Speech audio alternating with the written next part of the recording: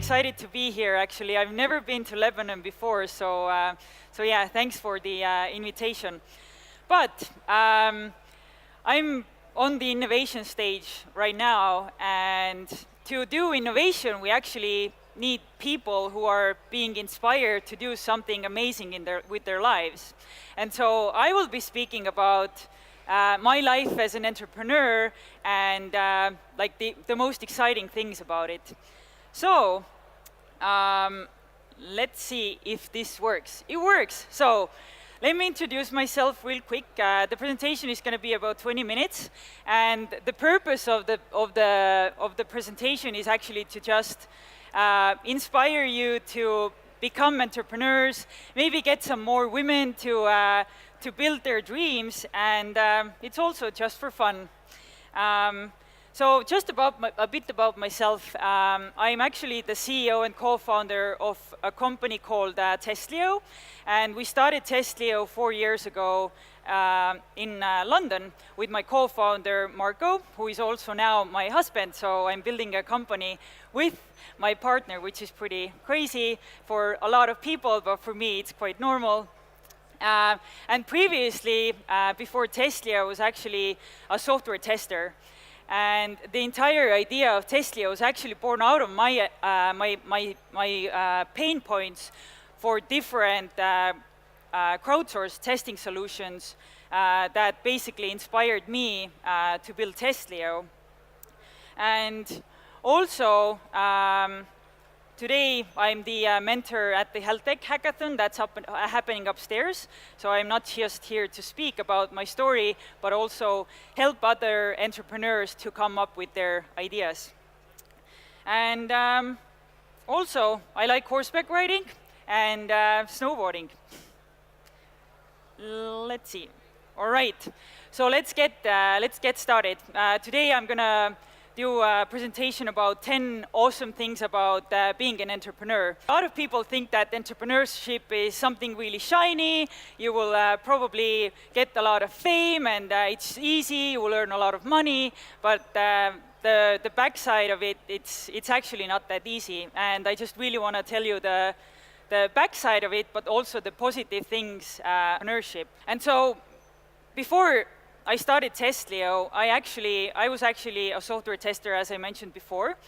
And back in 2011, I graduated Estonian Information Technology College, and I studied programming. But during my second year in college, I started searching for a job, and I was really interested in testing because a lot of my friends who were developers, and so I decided to really take the chance and become a tester. So in my second year in college, I started my career as a tester, and I fell in love with it, so I decided to not even go into programming that much. And then after graduation, I'm actually from Estonia, so I lived in Estonia. But after graduation, I just really wanted to get outside of Estonia because I just wanted to experience something new and something exciting. And so I decided to move away from Estonia. And I ended up in London, and I continued my career as a tester. But and at the same time, I started looking for like additional opportunities to just improve my skills as a tester, because I felt that I'm not good enough a tester to like achieve my goals faster than I wanted. And that was the point where I really started looking for additional opportunities, and I found out about different crowdsourced testing sites at this time. And I was really fascinated about the idea that different crowdsourced testing sites, they basically connect testers, like their global community of testers, with different companies that need testing.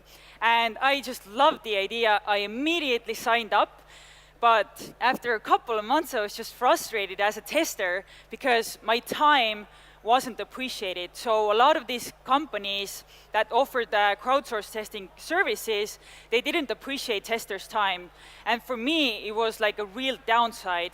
And once I started talking with other testers in the community, I saw that the problem for them is actually the same. And so a lot of the people that inspired me, because they didn't feel motivated enough. And there were like other smaller aspects, like there was like a lot of competition in these communities, there was no teamwork, and for me that was the point where I was like, okay, there are no other solutions on the market that would fit my needs, so I have to solve the problem for myself, and that's where I started Testlio. So I started sharing these ideas with my co-founder Marco, and we ended up winning out of 64 ideas that got us the tickets to present in the finals in San Francisco, and we won 25,000. And so we've been like growing really crazy over the past, let's say, 4 years now. And we're a team of 50 people, and we're continuing to grow. And today we have a team based in Tallinn and San Francisco. So let's get to the exciting part. So 10 things that really is awesome about entrepreneurship. So one thing is that you can constantly prove people out there who are going to tell you that your idea sucks, that there's no point to do it. But the most important thing is, like, if you believe in your vision and you can make some people believe in your vision, it's definitely worth going. And so, for example, accepted into one of the best accelerators in the US called Techstars, and out of so Techstars is basically the best accelerator in the US that takes in 10 companies out of 1,000 applicants. So we were really lucky to get into the program. And once we get into the program, the really, really hard work started, right? And during the first month, we basically met 100 different entrepreneurs, investors that we had to whom to sell the idea of Testlio. And majority of these people actually didn't believe in our idea at all. Like, they didn't see the need for manual testing. They saw that automation is going to take over everything. But obviously, we've proven them wrong now. And I just asked for help, like whether he can introduce me to like different investors or like people who could help us get on the US market. And he told me, there is no point to build this idea because it's already been done. And can you imagine how many people would actually just quit at the point where someone takes them down? But luckily, I didn't, and I didn't let someone take me down. So I really think that you should be somebody that nobody thought you could be. Oh, next one. Sorry, guys. Second thing, you meet a lot of people. Why is it important? Because it's like the more people you actually meet, the more people you get to know, you never know where these connections might take you. So for example, today I'm here in Lebanon, I'm speaking at this conference, I've met so many interesting people, and I never know where these like connections can take me, right? And for me personally, I think the more I see the world, and the better leader I can become. And it's interesting that now that our team is like 50 people, we grew from 25 to 50 people from last year to this year, and you really need to start developing your leadership skills. And so the more you see the world, the more you travel, the more better it would be for you as an entrepreneur. So once we basically got into the accelerator in Techstars, we started talking with different entrepreneurs, and we knew that we were a team of 5 at that point, and we just saw that we were so afraid of that. A lot of like once we start scaling the company, we will just like die because we can't handle the load of customers that would come in. But then we met one of the entrepreneurs in Estonia who was an EIR at Andreessen Horowitz at that point, and he told us that you should always push yourself to the corner as an entrepreneur, and that's what we did. So we ended up hiring our first US employee. For us, it was like extremely scary thing because we were very short on runway, and if that experiment would have not worked, we would have been dead over the next 2 months. So it's definitely very, very important to just like keep going and not give up, because you will have to take so many risks, and people will tell you that you're crazy, and like, why will you not just like continue working full time in this company and do your startup at the same time? But guys, I can tell you that this will never work, because I've seen this so many times from so many different entrepreneurs, that you just like need to focus. You need to focus so much on your one idea, on your vision, and just keep going and not give up. So also, you will work on something that you actually love. I was a software tester before. I continued working on multiple projects for Testlio that we got, so we got customers, and I continued working on these customers to just like make sure that we scale in quality, and for me it was just like a really good thing, because I cared about the community of our testers so much, and for me, it was just something that I really, really love to do. And the thing is, like, entrepreneurship is going to be so hard, and you got to be patient. You have to have a lot of patience to just like, because there are going to be so many different setbacks, and yeah, you can't give up. And I've met a lot of people want to be entrepreneurs just the sake of being an entrepreneur, but I'm telling you, like, time is so valuable that you shouldn't be spending it on something that you don't love and you're not passionate about, because yes, like, building companies is hard, and you really need to have some patience.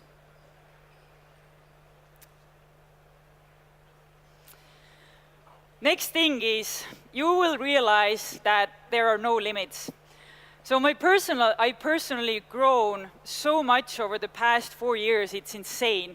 Like, when I started Testlio with my co-founder Marco, who had been building startups for the last 10 years, like the first 2 years I just like cried almost every week over the setbacks that we had, or over the things that someone told us that we shouldn't be doing.